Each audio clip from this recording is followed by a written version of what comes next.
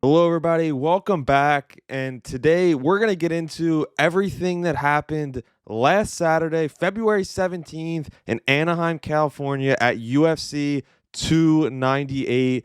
In the main event, we'll start there. We saw an unbelievable, incredible knockout performance by the new undisputed UFC featherweight champion of the world, Ilia the Matador Topuria. He knocked out Alexander the Great Volkanovski, former featherweight champion, in the second round with a vicious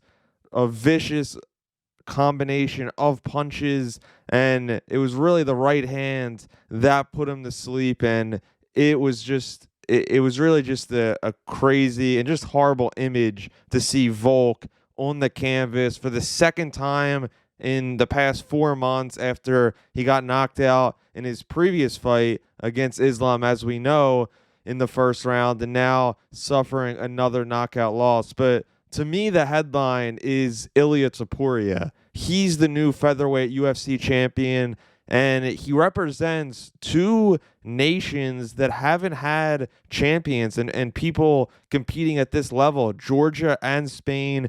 He represents both of those countries. And Dana White said after the main event of this fight that he wants to go to Spain very soon, and with Ilia leading the way. And he has just grown and gained in popularity every single fight, and especially throughout the past couple months leading up to this fight and after. He gained almost 1 million followers, I believe, just right after he won this fight, which is just unbelievable to say the least. And he really is a rising star.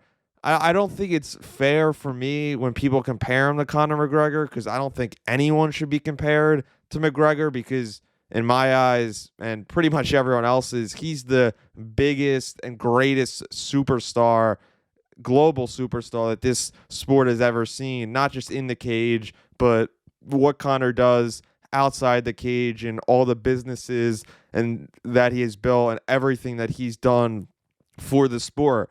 But Ilia Topuria now has matched Conor in their first 7 fights in the UFC, both 7-0, both won the UFC featherweight championship, both won it by knocking out not just any fighter, an all-time great.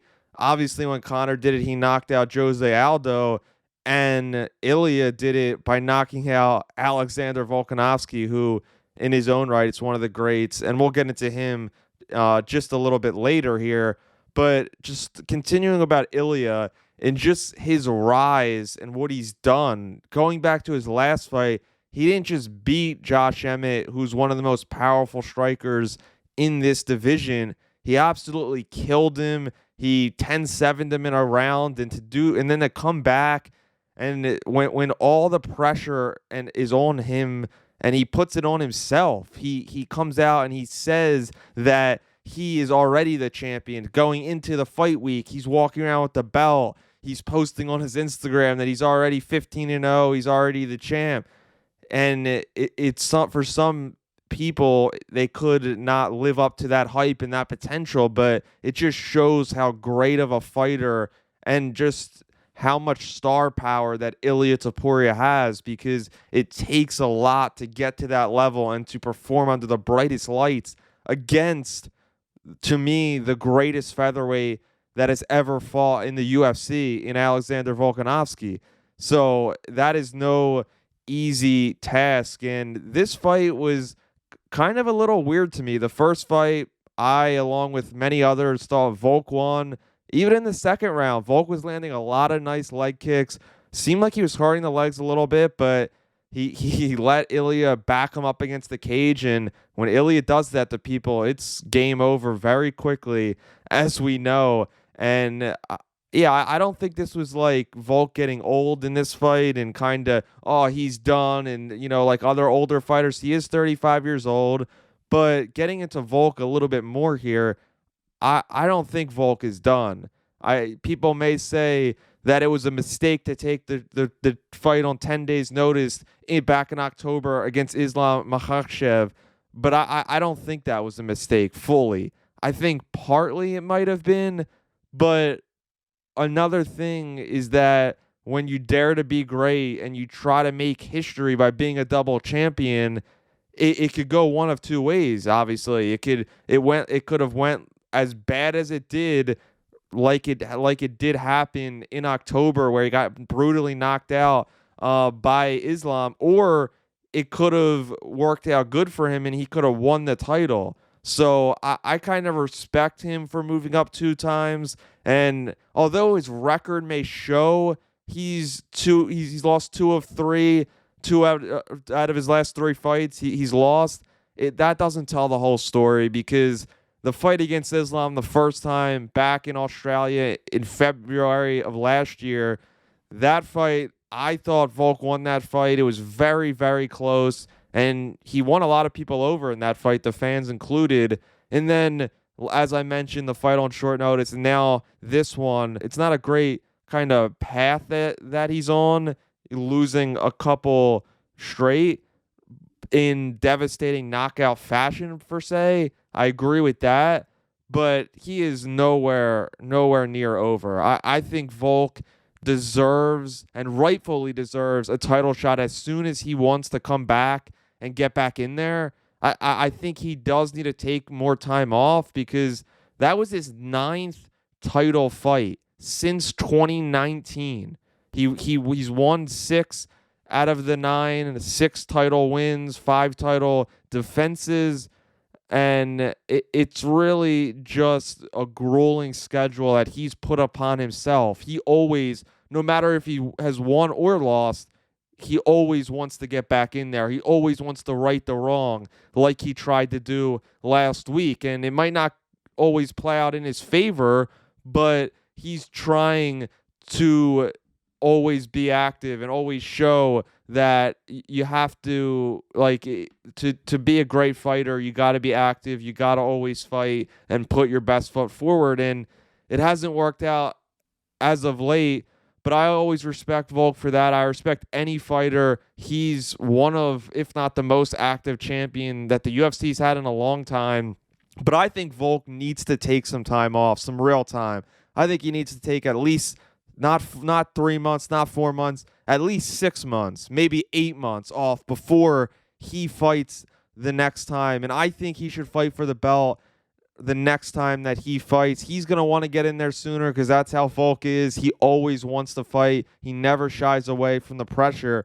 But I think it's best for him if he takes a little time. Volk maybe fights the winner of this weekend's featherweight fight between Yair Rodriguez and Brian Ortega, maybe in a couple months in Spain. And then maybe in the fall, Volk gets back in there against, if Ilia is still the champion, a rematch with him or somebody else, whoever else is the champ at that point. I think that's good.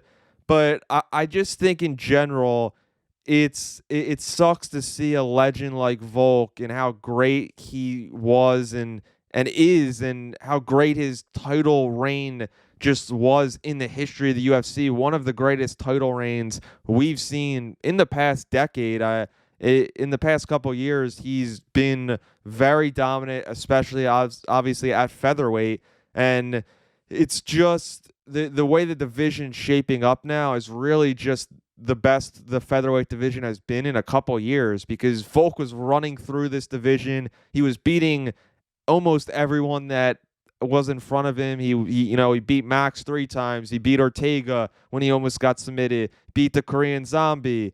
He beat Yair Rodriguez. He knocked him out back in July, and he has done so much. But now the new reign that's starting with Ilia Topuria at the lead, you have contenders with Volk and Yair Rodriguez and Brian Ortega, and even Aljamain Sterling, former bantamweight champion, who's making his 145-pound debut at UFC 300 in just a couple months. So there's a lot of contenders, and there's going to be a lot of great fights, I believe, at 145 in the future. But overall, that was 100% an incredible performance by Ilia Topuria.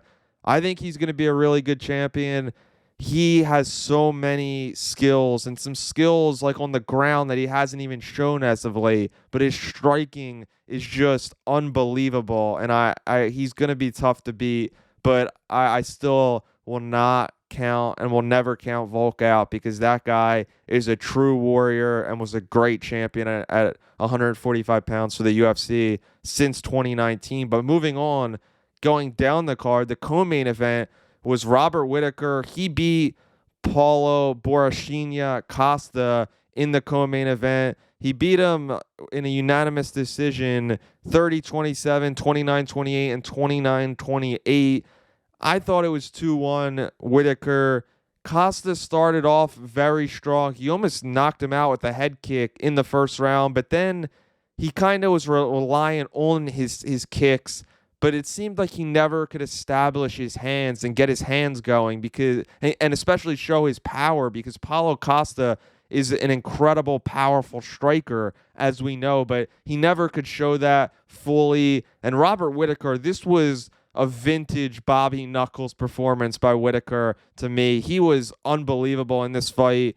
The punches, the kicks, he was just really good in this matchup, and he proved once again that just like, Max Holloway has done after he's lost title shots, is that Whittaker, he has lost a couple. He was coming off of a major knockout back in July when he lost to DDP, but he proved that he is still a rightful contender at middleweight in the UFC, and we'll see what happens. It seems like it's going to be Dracus versus Izzy, hopefully in the next couple months, but he could get a rematch with either of those guys down the line, that's for sure. That was a really good, competitive, close fight. I don't think it was a robbery by any means of Costa, but it was Costa's first fight in, I believe, over a year and a half at that point.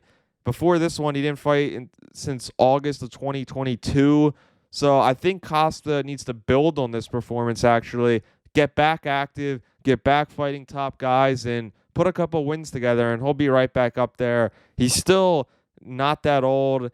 He's in his lower 30s at this point, Costa is, so he'll be back. But moving down the line was a fight I was looking forward to, Jeff Neal, Ian Machado Gary, and it wasn't the most exciting fight of the night, but Machado Gary did win this fight. It was a split decision, actually. One judge gave it 30-27 to Gary, 29-28 to Neal, and the other one 30-27 to Gary. I had it 2-1 Gary on my card. This was a closer fight, but Gary did outland him by over 20 strikes in the significant strikes battle. Jeff Neal did have over 3 minutes of control time in the clinch, but to me, it wasn't significant. He never had him when he did have him on the cage and in the clinch, he didn't have full control. He wasn't landing heavy shots in those positions, so I don't think it was that important, but I thought this was a good performance by Gary. He really received a lot of criticism in the past couple months for reasons outside the cage, but I still think he is a good guy, even though he was getting booed, and I think this is a performance to build upon.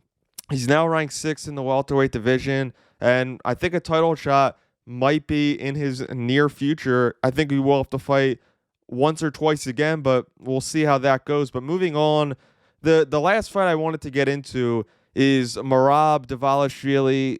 He beat Triple C Henry Cejudo in a unanimous decision.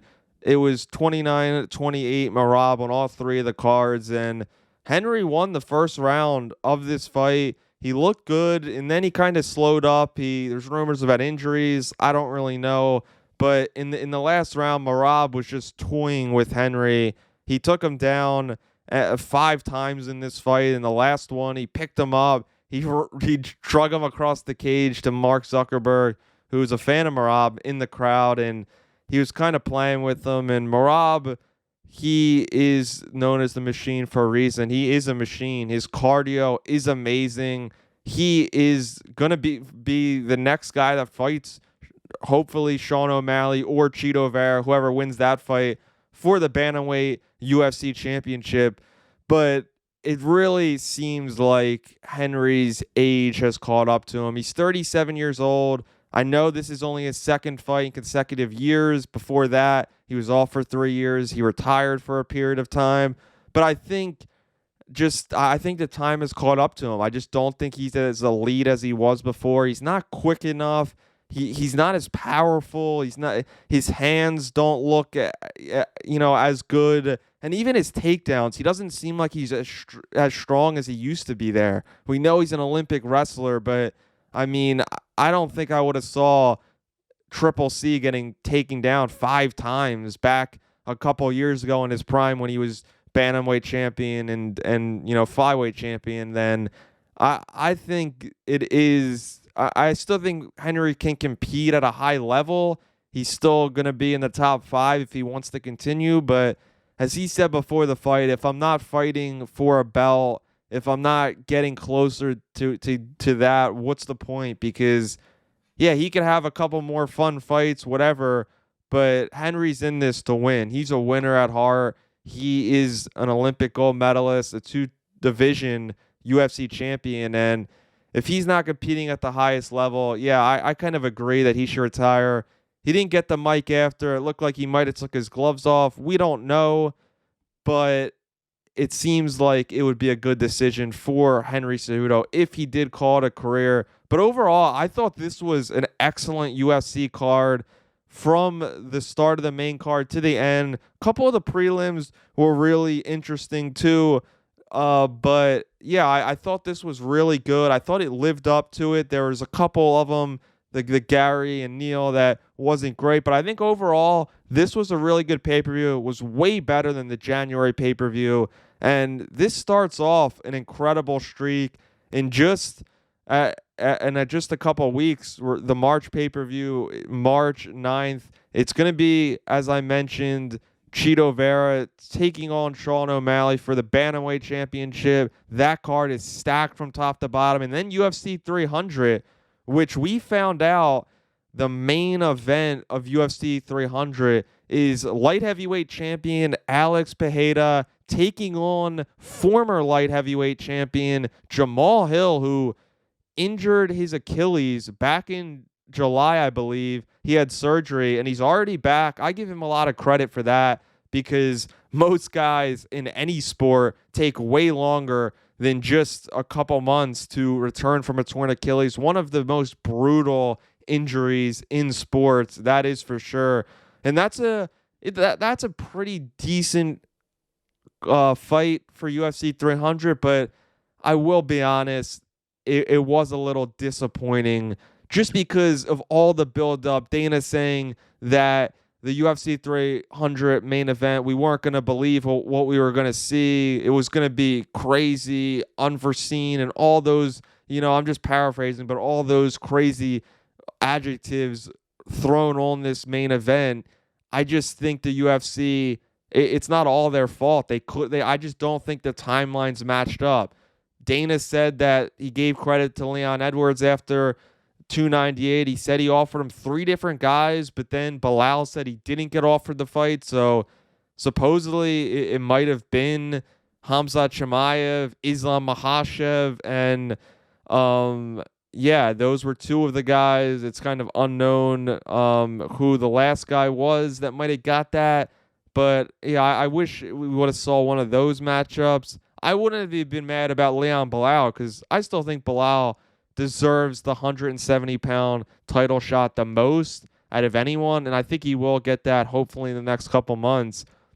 But overall, UFC 300, the main card is set, and we'll just go over it really quick. It's a really great card. There's nothing. The main event isn't Conor Chandler. It's not it's not Izzy versus Dracus du Plessis, which I was hoping it was going to be that, but there's still Zhang Weili versus Yang Xiaonan, Justin Gaethje, Max Holloway for the BMF title, Charles Oliveira versus Arman Tsarukyan, a great top 5 lightweight matchup, and then Yuri Prochazka, Alexander Rakic, and the first fight of the main card, 6-fight main card, Calvin Kattar taking on former bantamweight champion Aljamain Sterling. That is an incredible fight. So overall, an incredible card, and Dana said that this 3 pay-per-view stretch, 298, 299, and 300, is the best 3 pay-per-view stretch in his 20 plus years in the UFC, which in the last couple years at least, it's unbelievable. It's going to be a great run. And yeah, I'm really looking forward to those other fights. And thanks to everybody for tuning in.